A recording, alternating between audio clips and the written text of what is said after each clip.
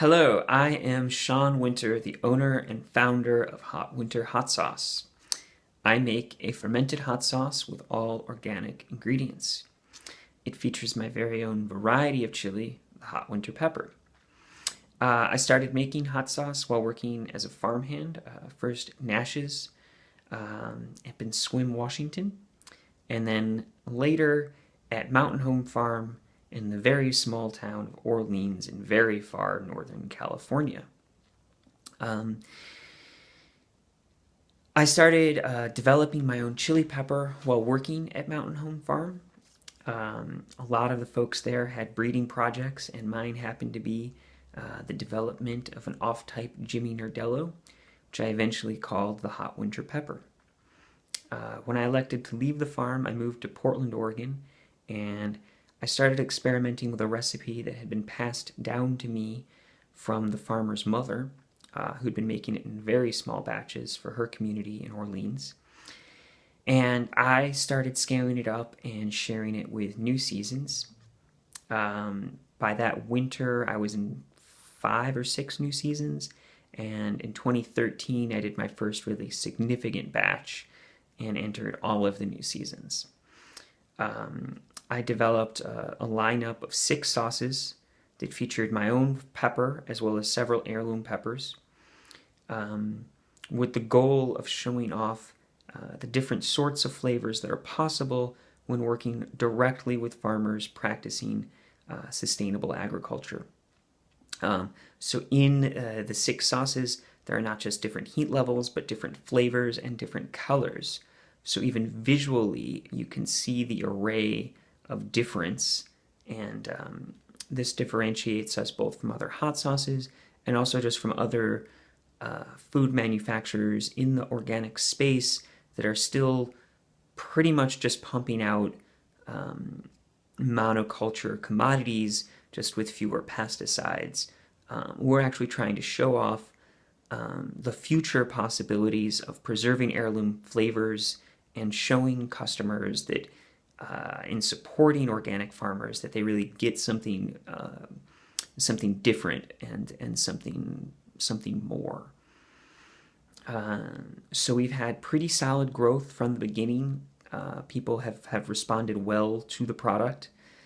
We expanded from New Seasons into other stores in Oregon, eventually getting a distributor for Washington and getting into Metropolitan Market and QFC. We recently were placed in PCC, which is a Puget Community Co-op, which is a bigger player up in the Seattle area. Actually, to help me grow, I worked with another group of PSU students back in 2016. The 2 projects that they were working on were one, how to really target and manage the growth of the business, and also what, if anything, I might be able to do with the vinegar that I produce as a byproduct of my fermented hot sauce. We have vinegar. Let's see. Vinegar. You guys, or not you guys, but the classes at that time suggested bottling in these bottles, the Woozies, so that I could sell it primarily as a cocktail additive. And this was the idea from the marketing students that I liked the best, that had it seemed the most profit potential, and also the most kind of marketing potential as far as producing something that people might be interested in, that might take off. It seemed to take advantage of a lot of trends in consumer culture. You have the, for fermented products, for more savory beverages. The other project that I had students working on at the time was in growth and like growth plans, growth trajectory, where to put my energy, how I should be approaching new markets as I extended beyond just Portland and Oregon.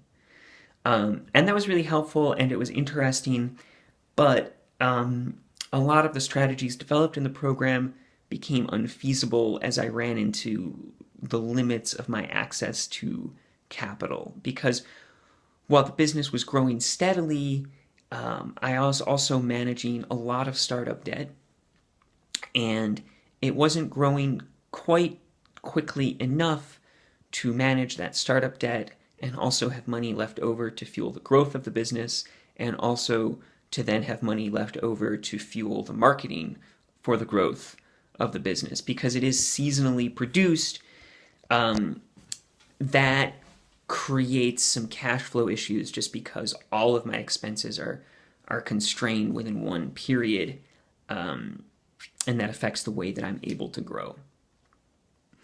And we can get more into that later as the class progresses. But essentially, I came into a roadblock of how much I could grow without serious investment, as far as just how much I can grow it doing pretty much everything by myself.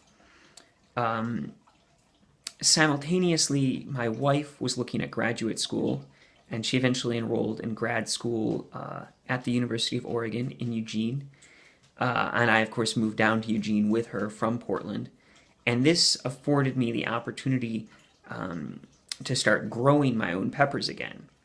As I'd been developing the business and living in Portland, I was contracting with other growers in the Willamette Valley for my peppers and my garlic.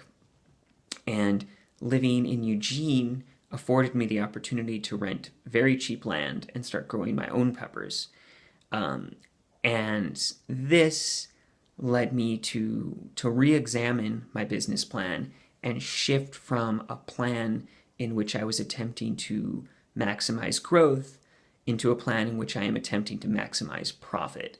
And in that plan, really relentlessly cutting cost, and shifting towards my more profitable outlets for hot sauce. So more direct sales, more internet sales, and streamlining production, and the biggest cost savings being just growing my own peppers rather than purchasing them. I don't have all of the data from this year, which was the first year in which I grew all of my own peppers, but I will probably save somewhere between $10,000 and $15,000. So that's very helpful. The other thing that would be really helpful in maximizing profit would be if I could actually sell more of that chili vinegar. A lot of people have been enjoying the chili vinegar, but it has not been selling very well. One of the things that I've been doing with the chili vinegar is making a soda with it. And I've gotten people to kind of like the soda, but it still is a weird thing to sample, and people aren't really into this idea of taking this bottle and then adding it to soda. It's just kind of a strange thing to present to people. But it remains kind of the holy grail of my business, because if I can sell the chili vinegar, then the whole profit margin for the business shifts, and suddenly I have something that's very sustainable and will afford me a living wage, which I look forward to. So the big plan for your class is Project Chili Soda. I'm envisioning the soda as a lightly sweetened soda. It's something I've been making, like I said, just in small batches for my wife and I. There's two main projects for this project. The first being simply the logistics of working with a co-packer to bottle the soda. I'm sure there are several companies in the Portland area that might do this. I don't know what their costs are. I don't know what their minimums are. I don't know what other hurdles I might have to jump through to work with them. That's fairly simple. Also, in line with that is just what sort of pricing would we come out with, as far as like how much would the product be priced in stores? And then the really big question is like, can we sell this product? Is this a product that can be sold? Is there market demand for the product? And I think the really fun thing that I would love to have help with is doing some market research with test batches, setting up groups of potential customers to sample the product, to tell us what they think of it, and to see if this is a project that is worth pursuing. I have a couple of recipes that we could alter a little bit. We'll get you samples of the different varieties, but setting up consumer market research and seeing if this is something that makes sense to move forward with. You can definitely look for my business online. It is hotwinterhotsauce.com. I am on the social media. I am not very active on Facebook, but you can find us at Hot Winter Hot Sauce. We're a little bit more active on Instagram, /Hot Winter Hot Sauce. And you can see some photos of the hot sauce, of the farm, of the chili vinegar on the Instagram there. You can also email, of course, shaun@hotwinterhotsauce.com. All right, thank you very much, and I look forward to working with you.